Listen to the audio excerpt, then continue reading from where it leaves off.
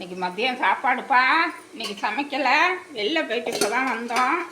வரப்போ புரோட்டா வாங்கிட்டு வந்தோம்ப்பா. புரோட்டா ரொட்டி வாங்கிட்டு வந்தோம். அதுக்கு வெஜிடேரியன் சால்னா, வெஜிடபிள் சால்னா, அப்புறம் மாம்பழம்ப்பா.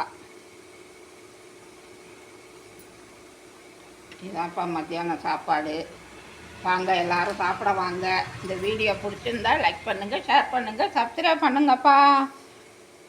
500 வியூவர்ஸ் வந்துட்டாங்கப்பா. எங்களுக்கு ரொம்ப ரொம்ப நன்றி. எங்களை ஊக்கப்படுத்திக்கிட்டு வரீங்க.